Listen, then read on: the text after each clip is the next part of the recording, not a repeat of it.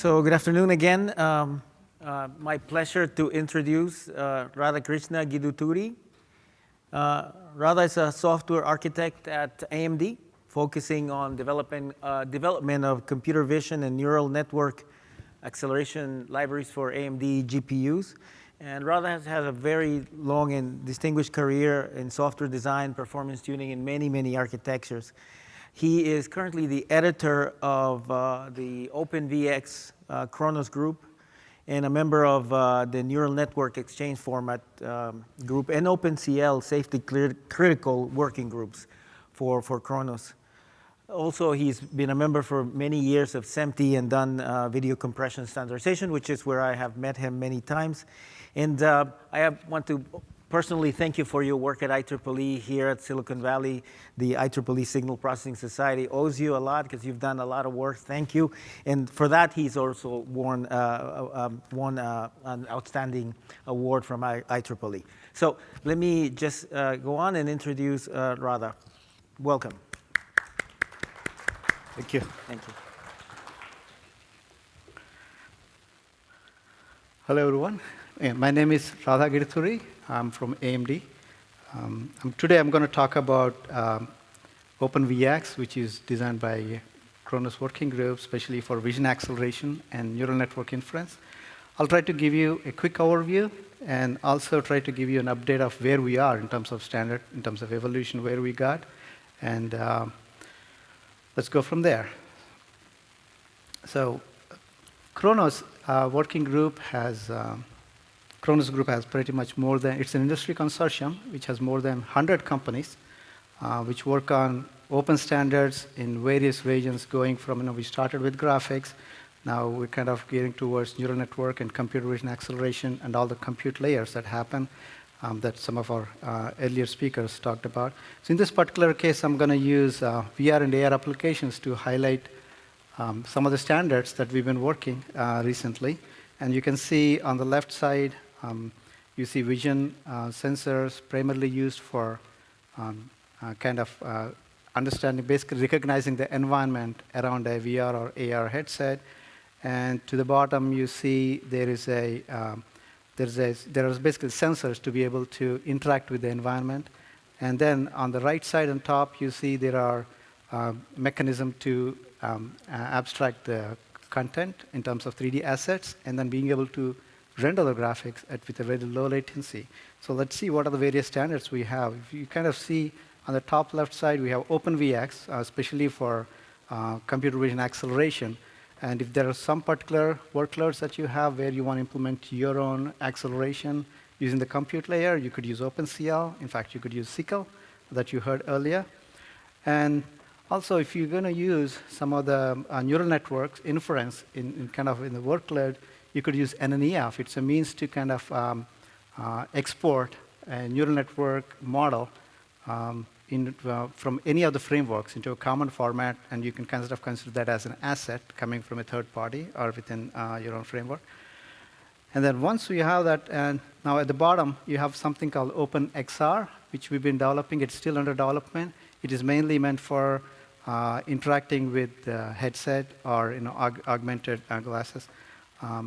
It is still a work in progress at this stage. And given that there's a lot of fragmentation, OpenXR tries to address a common API to make developers' job easier.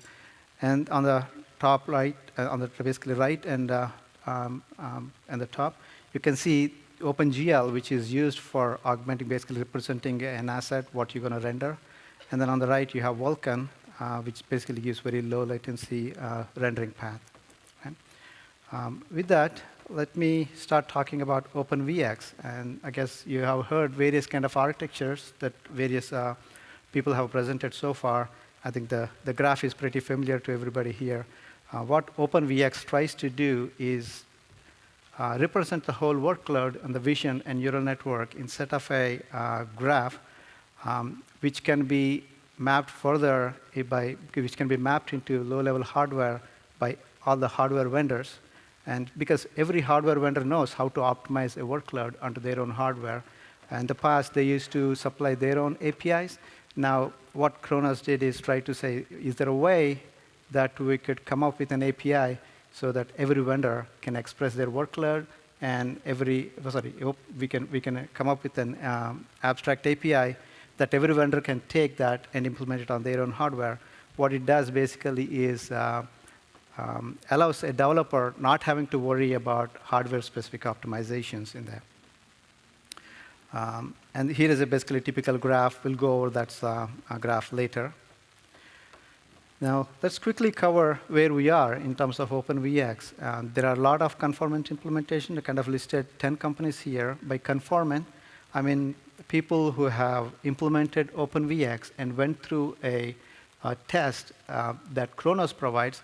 So in order for some vendor to say we have OpenVX, they have to pass certain tests that Kronos provides in terms of functionality and accuracy.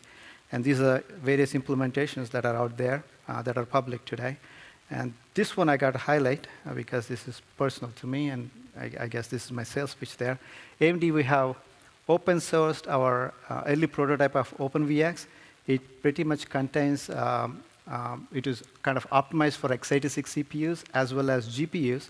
And we kind of use OpenCL, which is again another open standard from Kronos, for doing the overall graph optimization. And it comes with a lot of tools and modules. There are two modules that I'm kind of showing you here. One is 360 video stitching that we talked about last time on the last Vision Summit. And there is a neural network inference. You can kind of, you can use this. This is all an MIT license. Feel free to go to the website. And I have a lot of contributions coming from some of the interns here on this project too. With that, let's look at what are the various standards, various versions of the OpenVX that we have. We have started this in 2014. At the end of 2014, we released the 1.0.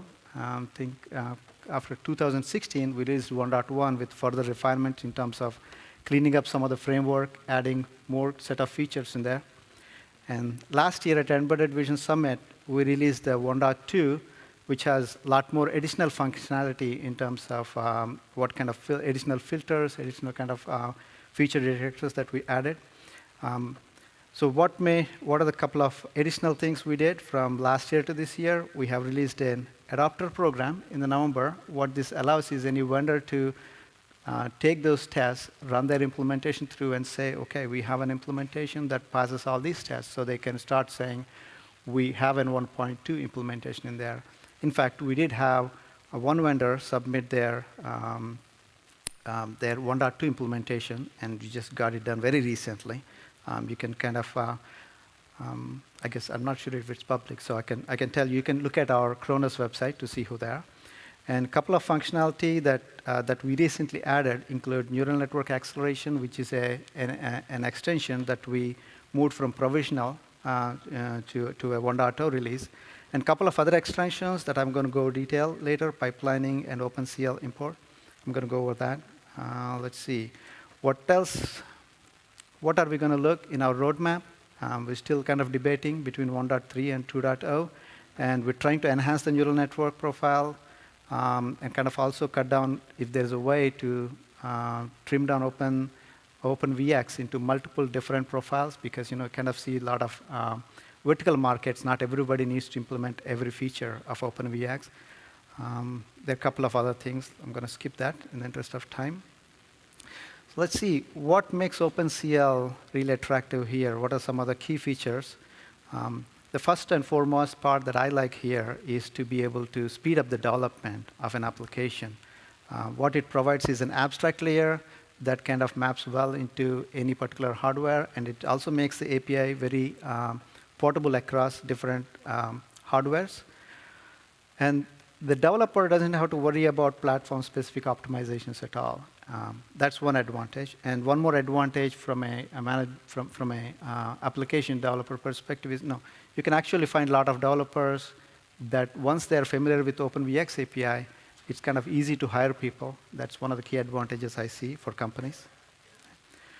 And I think I did mention about performance portability across. And one more advantage is now once you have built an application, you don't need to worry about redesigning everything, because it kind of, as a product is kind of evolving, the same kind of set of code can move through.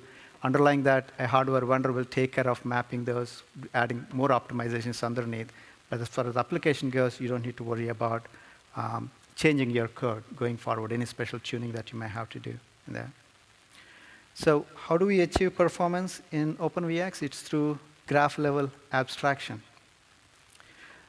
It's basically the developer expresses their workload in terms of a graph, which is kind of connecting bunch of nodes, which kind of the process, which each one specifies what kind of processing have to be done. It's primarily using C API there.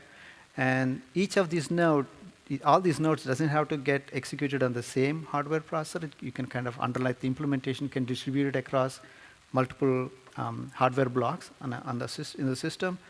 And also, language in which a vendor codes is up to the vendor. They could use assembly coding, or if they have some other specific language, they could use those languages to code it. And developer doesn't have to worry at all how it gets optimized.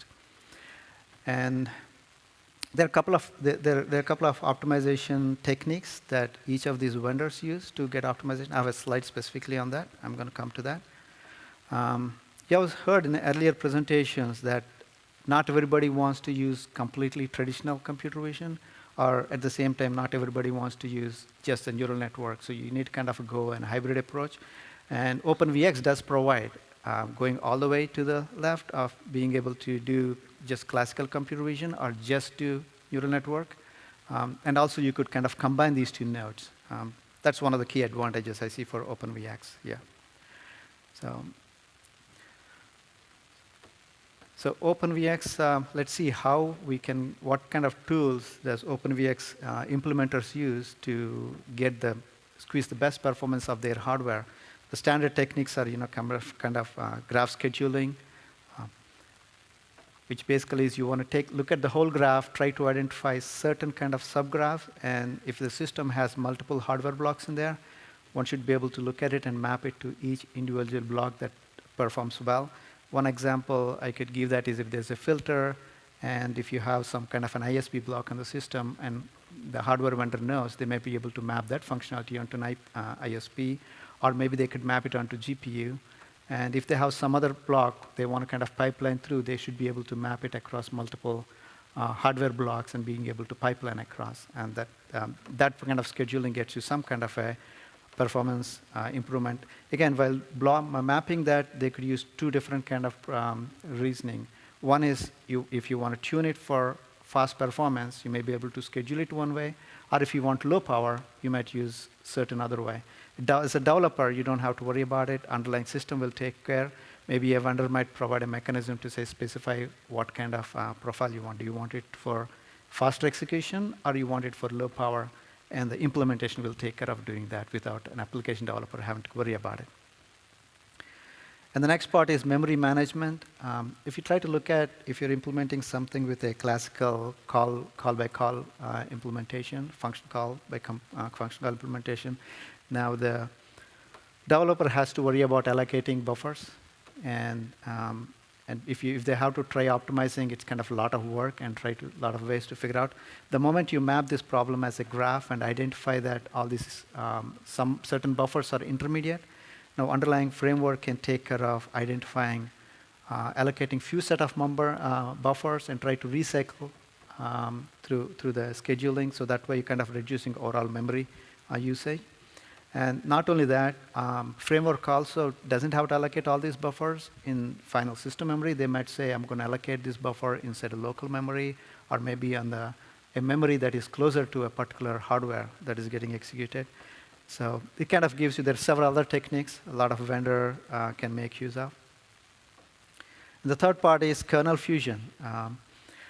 I have an example I'm going to show you later. So what it can basically do is if you can look at a subgraph and say, okay, all these kernels can be fused into one operation, especially if you're doing add or subtract operations that you see, that you heard before, you should be able to fuse them together with an output of a filter.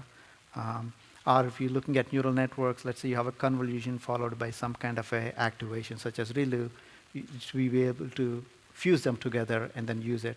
And as far as developer goes, they don't need to worry about. Underlying implementation knows what are different features they have. They should be able to fuse or not, depending on the device capabilities underneath that.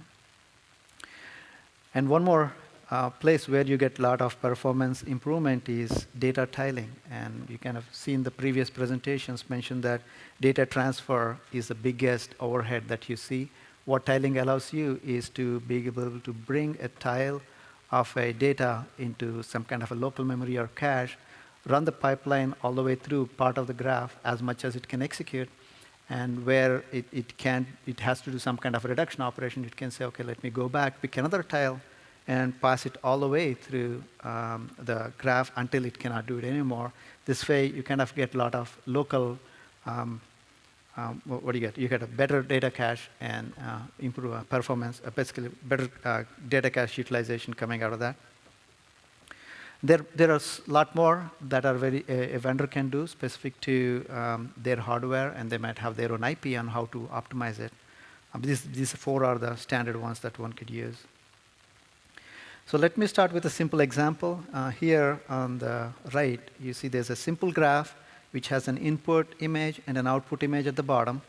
And this is basically a simple edge detector. What it tries to do is perform an basically edge detection, well, let me say a gradient operator on an image, and which kind of generate horizontal and vertical edges, and you can kind of look at a magnitude of it by using some kind of a magnitude, which is kind of square root of x squared plus y squared, where x and y are gradients in there.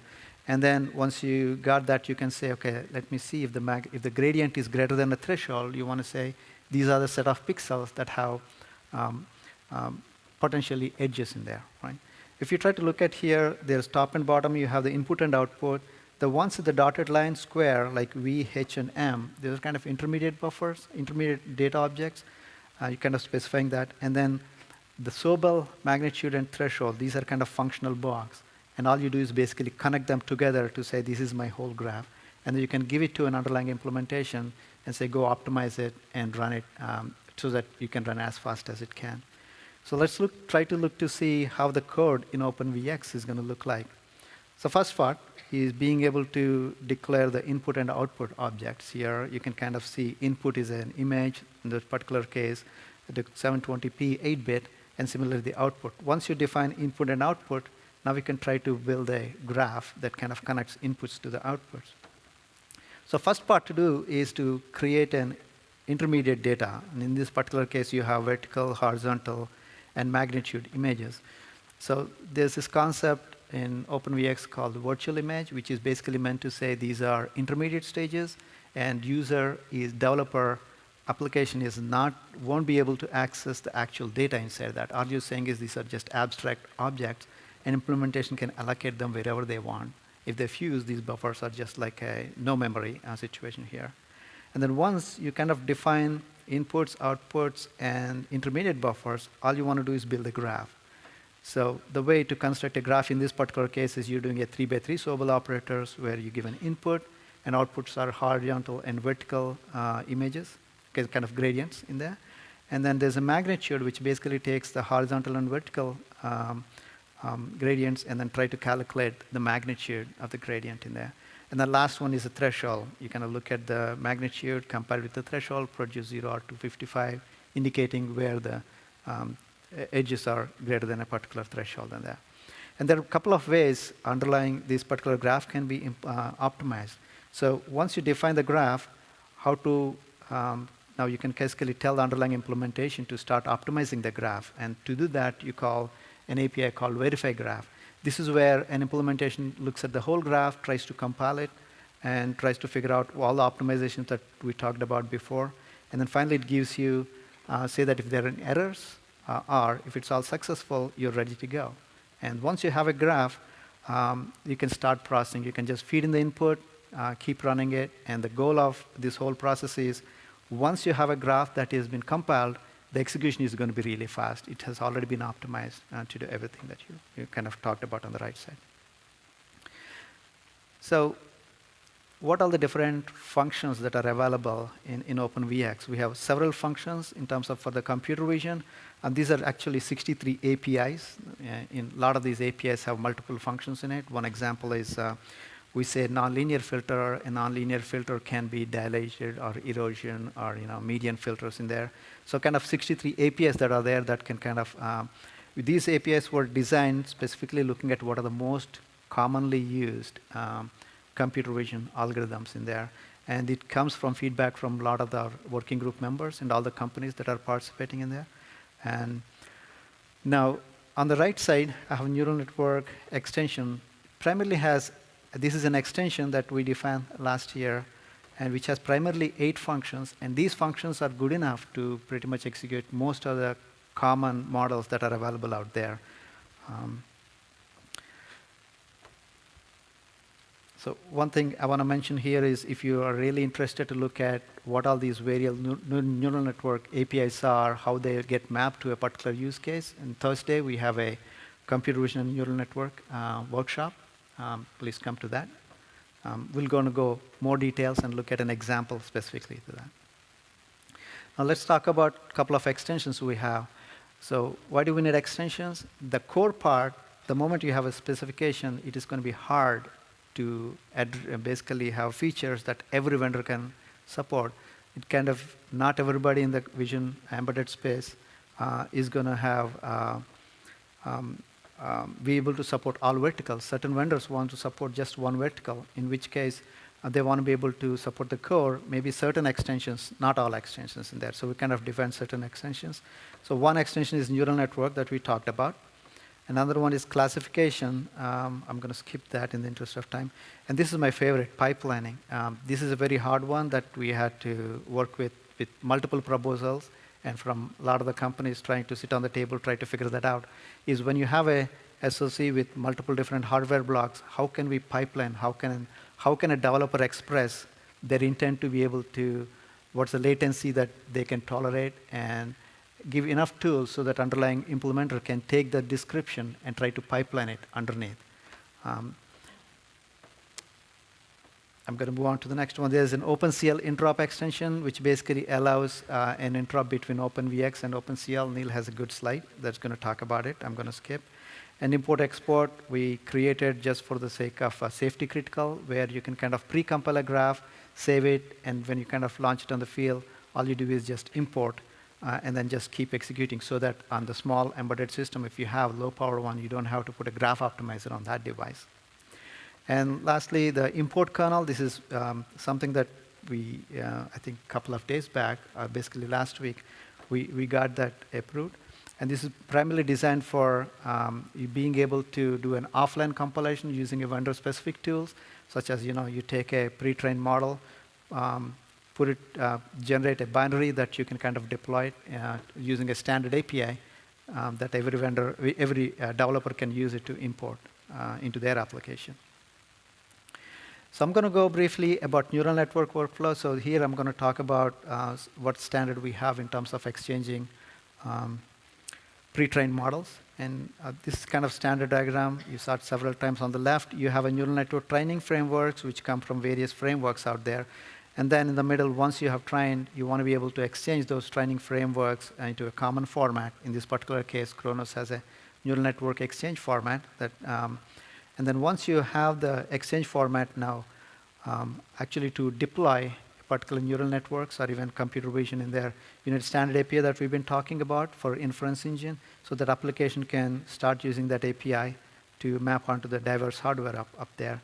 And in addition, you could also use OpenCL to accelerate any custom kernels that you might have that the standard doesn't support. And you could use OpenCL interop in that particular case. So here I'm going to talk briefly about what are the different problems we had before we have the OpenVX and neural network, especially on the NNEF, especially if you try to look at that we have so many frameworks on one side, and we have a lot of inference. Everybody who has a hardware, they try to implement their own inference engine.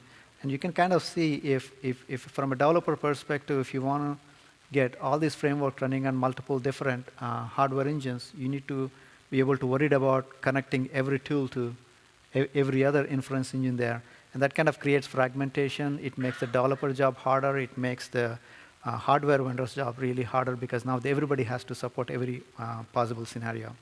So one way to look at this is kind of, I'm going to modify this diagram now.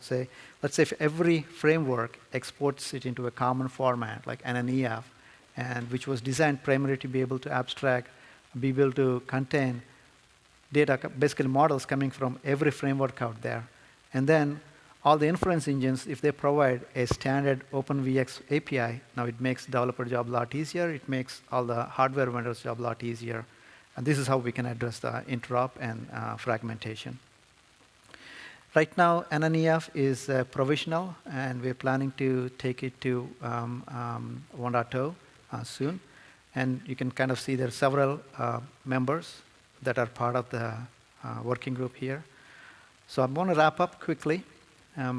Again, I'm going to highlight what are the key benefits here. One of the biggest benefit I see is improving the development time for somebody's application, and not just improving the development, and also getting it portable and efficient, and being able to support that without a developer having to worry about optimization specific to a hardware. And it uses a lot of optimization techniques such as kernel fusing, pipelining, and tiling that developers don't have to worry about. And performance, portability, and diverse hardware is another key here. And a lot of the features we add have to come from the feedback from the community. So one appeal to you is please join us at Kronos and provide your feedback and your ideas so that we can constantly keep improving the standard. You can contact Neil, me, or there's Frank Bell from OpenVX. He's the chair, so you can contact any of us. And here are some of the resources that we have. You can go to Kronos website about OpenVX and NNEF, and we do have a resources page. And there's a tutorial page you can look at. You'll find a link on the resources. And one last thing I want to announce is on this Thursday, we're having a workshop about neural network and embedded vision, all the standards related to that. We're going to go over real good details, and we have a lot of vendors who are going to come and talk about how they implemented it, what are the what the standard made a difference in their implementation. So I welcome you all to attend the Thursday. So I think that's my last slide.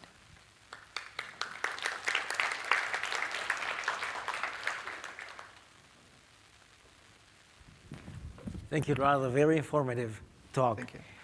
We have 2 microphones in the aisles. If you have questions, please come forward. Hi, thank you for the talk. I noticed in one of the slides you had a description of OpenVX functions. And at the top, there were some that were like pixel adjustment and color conversion. Can you tell me what some of those functions do and why they're needed in OpenVX? Okay, good question. So color conversion, let me talk about color conversion, especially if you have a data coming from a camera, whether it could be RGB or from different framework, whether you have RGB or YUV, YUV, NV12, or 4:0 or 4:2, various different formats. You want to be able to, let's say in vision, you want to be able to process as a kind of a just a grayscale image. You need a mechanism to be able to convert that and be able to use that grayscale image. So you can kind of convert. What it provides is being able to convert from most of the conversion from RGB to YUV or different kind of layouts coming in there, and extract RGB separately and being able to process that. And pixel level operations are pretty much in image processing. You can kind of you can think of basically doing add, subtract, multiply each pixel, or being able to do a thresholding. Yeah, thresholding kind of, we have a different operation. We called it different. Why do we need it? Means computer vision also has some kind of image processing operators in there, and you have a lot of pixel-wise operations in that, and that's pretty much. Great, thanks. Yeah, on slide 7, you talked about different operations on the graph, like fusion and splitting the graphs into 2. Can you elaborate? Those optimizations or those operations are done part of the OpenVX, or each vendor needs to implement those as he see fit for particular hardware? So these are implemented by each hardware vendor. Yeah, basically each vendor implements by themselves because they know best about their hardware. Okay. All four of them? Yeah, 4 plus something more if they know how to do it. Yeah. One last question. I actually had 2, but then they're related, so I'll probably. So one is the note on the APIs that you said were generally C-based, but there were also the previous speaker highlighted about kernel fusion that has to take advantage of C++ APIs. So this is a choice that you make consciously to pick or implement based on a C. Okay, so I'm trying to figure out how to. So let me talk about from OpenVX perspective. All you want to be able to do is build a graph. To build a graph, you don't need anything C++. The beauty of having C is all you're basically saying is in the graph, insert, create a data object. It could be an image or a tensor, and then being able to connect, create a kind of a node in the graph, and being able to connect them. Kind of you hardly need few set of functions, and they don't have to be C++. The part that Andrew was mentioning is if you're writing a C code to describe the actual computation, means you want to be able to express your for loops or whatever the actual computation that you're writing in C, that's where the C++ comes handy. In case of OpenVX, all you're doing is you're just doing at a very high level abstract. You're just building a graph, what kind of image processing operations you want. You're not actually writing image processing operations, right? And a follow-up question to that was, if that is the case that you're writing or defining the high-level abstract operations to do certain types of actions, why would it need to be restricted to 63 computer vision functions and 8 network, neural network ops and so on? Why could it not just be, hey, I'm going to expose 200 different APIs like OpenCV does, and it's the responsibility of the hardware developer to go implement whatever they want? Yeah, we've been thinking about a lot of that too. So we have vendors who are targeting just embedded, a very low power one. We have somebody kind of embedded is sort of wide range. And you have people using the high-end GPUs in there. And it's going to be hard to say everybody has to support all these 200 functions. So we kind of restricted to what are the most common denominator. And there are extensions. If somebody wants to implement, they can always extend the API. But the core features of the framework are going to be exactly the same. And also, like I mentioned, 63 means not just 63 functions.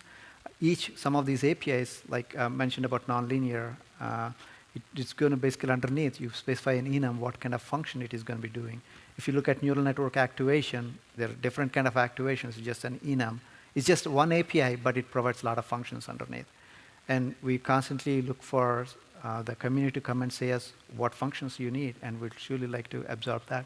We have a forum on the Cronus website. Just Thank feel you, free to thank you, post. Radha. Sorry to interrupt, but we're running out of time. So, but Radha will be here after the talk, so please ask your question afterwards. Thank you very much. Thank you.